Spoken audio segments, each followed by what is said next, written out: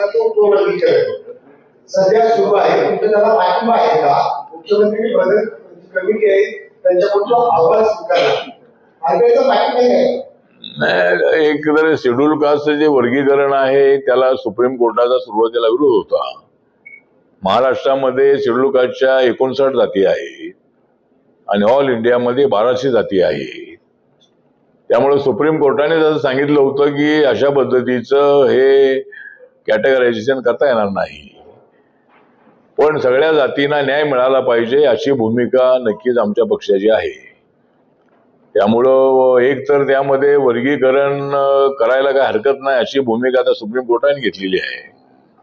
आणि बाकीच्या समाजातले काही लोक, मातंग समाजातल्या लोकांची मागणी आग्रही आहे की आम्हाला वेगळं आरक्षण द्या. त्यामुळे आता महाराष्ट्रामध्ये त्याचा अभ्यास सुरू आहे. अभ्यास कमिटी नेमण्यात आलेली आहे. आता ती अभ्यास कमिटी जी आहे ती काय रिपोर्ट देते ते बघूया. पण जर वर्गीकरण होणार असेल तर शेड्यूल कास्टची जागा शेड्यूल कास्टलाच मिळाली पाहिजे.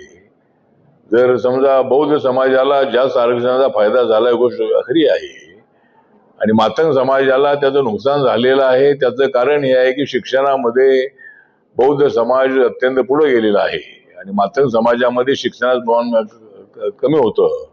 आता ते वाढवलं पाहिजे, ते वाढत आहे. त्यामुळे मातंग समाजातल्याही लोकांना शेड्यूल कास्टच्या रिझर्वेशनचा फायदा झाला पाहिजे अशी आपली भूमिका आहे. त्यामुळे आता कॅटेगरायझेशनच्या संबंधामध्ये काय रिपोर्ट येतो तो बघूया. पण आरपीआयचं मत असं आहे की सगळ्या जातींना आरक्षणाचा फायदा झाला पाहिजे अशी आमची भूमिका आहे. त्यानंतर एक विषय राहिला तो आता 16 तारखेपासून 3-4 दिवस एक स्पेशल अधिवेशन होण्याची शक्यता आहे आपलं पार्लमेंटचं.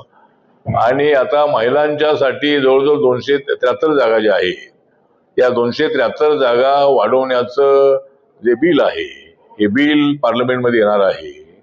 आणि आता लोकसभेच्या 543 जागा आहेत त्यामध्ये 273 जागा वाढणार आहे. म्हणजे जवळजवळ 816 जागा या लोकसभेच्या होणार आहे.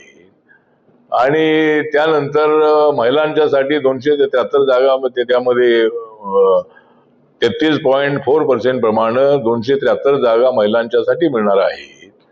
त्यामुळं महिलांचं राज्य जे आहे, महिला मोठ्या प्रमाणामध्ये 273 तर आहेतच आहे, पण अजूनही त्यामध्ये 25 ते 30 महिला अशा जनरल वरती उभ्या राहून सुद्धा निवडून येतील. त्यामुळं त्यासाठी जे बिल आहे त्याच्यावर चर्चा होणार आहे आणि त्याच्यामध्ये शेड्यूल कास्ट आणि शेड्यूल ट्राईबला आरक्षण राहणार आहे. ओबीसीची मागणी आहे पण ओबीसीना आरक्षण यासाठी मिळणार नाही. अजून ओबीसीना नोकऱ्यामध्ये शिक्षणामध्ये जे आरक्षण आहे ते आरक्षण हे 27% आरक्षण आहे. पण पॉलिटिकल आरक्षण जे आहे हे पॉलिटिकल आरक्षण देण्याच्या संबंधातला निर्णय नाही. त्यामुळं ओबीसीना त्या ठिकाणी रिझर्वेशन याच्यात राहणार नाही आहे. पण ज्या वेळेला हा निर्णय होईल, हा निर्णय झाला पाहिजे अशा माझ्या पक्षाची मागणी आहे. ओबीसीना सुद्धा पॉलिटिकल रिझर्वेशन मिळालं पाहिजे. त्याचबरोबर जे भटकेमुक्त लोक आहेत, डीएनटी लोक आहेत, बीजेएनटी महाराष्ट्रातले आणि देशभरातले डीएनटी लोक आहेत, यांची परिस्थिती शेड्यूल कास्ट शेड्यूल ट्राईब पेक्षा सुद्धा अत्यंत बिकट आहे. त्यामुळं त्यांना सुद्धा पॉलिटिकल रिझर्वेशन मिळालं पाहिजे अशी आमच्या पक्षाची मागणी आहे. एक तर आमच्या मंत्रालयाच्या वतीनं सध्या भटक्या विमुक्तांना वेगळं आरक्षण द्यायचं का या संबंधामध्ये अभ्यास सुरू आहे. आणि बाळकृष्ण रेणके कमिशन आणि इदाते कमिशन या कमिशनचा रिपोर्ट आमच्या मंत्रालयाकडे आलेला आहे आणि त्याचा अभ्यास सुरू आहे की भटक्या विमुक्तांच्या त्या यादीमध्ये काही राज्यामध्ये ते एससी मध्ये आहेत, कुठं एसटी मध्ये आहेत, कुठं ओबीसी मध्ये आहेत, कुठं जनरल मध्ये आहेत.